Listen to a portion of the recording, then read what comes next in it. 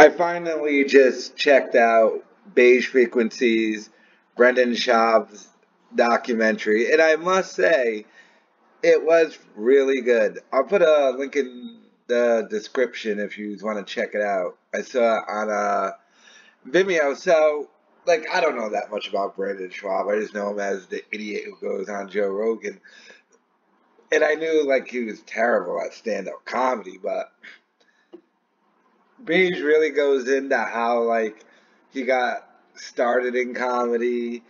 Joe Rogan gets a little bit of a trashing, um, but you just exposed this Schwab dude, like how he's stealing material. He doesn't really even have material. He has ghostwriters. He got into like some of the stuff about the UFC, like this weird deal they had with Reebok, which was a scam, which is one of the reasons why Schwab ended up leaving the UFC. Ultimately, though, it was just a complete destruction of this fraud known as Brendan Schwab. And now, after watching it, I sort of get, I don't agree with it, fucking terrible, but I get why Joe Rogan is using bent pixels to try and like not have this shown on YouTube. Because this was an expose. Like, there's after you watch this, like, no Brendan Schwab fan can watch this and be like, oh, I still like him after that. It's not possible. So now I get why they're going so hard after Beige Frequency on this. Because, like, that dude doesn't have a leg to stand on. Like, Beige can make an Amy Schumer documentary and a bunch of people will watch it, but Amy Schumer is still going to be Amy Schumer. Like, this dude screwed up with a horrible special because he tried jumping in too early, and now he's already got a documentary being made about him, exposing him and his lies. Like that whole thing about him willing to pay the kids' medical bills. And, like, the fact that in this, Beige played, like, 3 instances where he just flat out stole material. I mean, the Nick Swartzen thing is the most egregious thing. That's literal theft.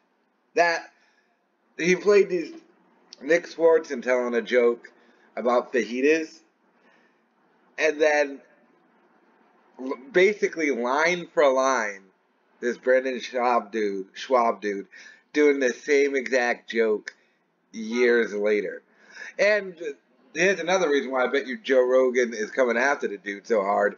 Joe Rogan, the guy who, is known for calling out joke thieves, Carlo Mencia, and stealing bits, kind of hard when the dude you're co-signing is doing it also. So, I mean, that Nick Swartzen was the most egregious. But you can tell why he's stealing the bits. Basically, you can tell when this dude decided, all right, I'm going to do this comedy thing.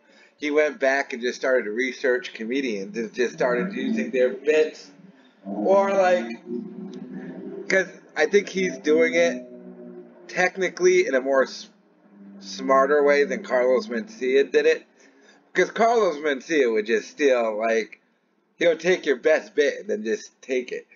I think the Schwab dude is, like, going after bits that no one ever, like, they said the bit, but they never, like, put it in their act. It was just, like, the Nick Swartzen thing. I don't know if that's exactly a bit from his act. He just did it, like, at the Comedy Store, like, years ago. And I don't think he ever did anything with the bit. So I bet you the Schwab dude was like, oh, I'll just use that. And I'll just work in that. So, I thought the whole thing to be a great documentary. Beige Frequency with another home run. Hopefully you can get it up on YouTube, but that's going to be weeks in that process, trust me. When you have to deal with those false copyright strikes and YouTube with their, oh, you got to wait 14 days. And here's the thing they don't tell you. It's 14 business days. So they don't count weekends in those days. Which is makes it an even longer process. But like I said, you should really check this out. I'll put a link in the description. And another good documentary by Beige Frequency on the fraud that is Brendan Schwab.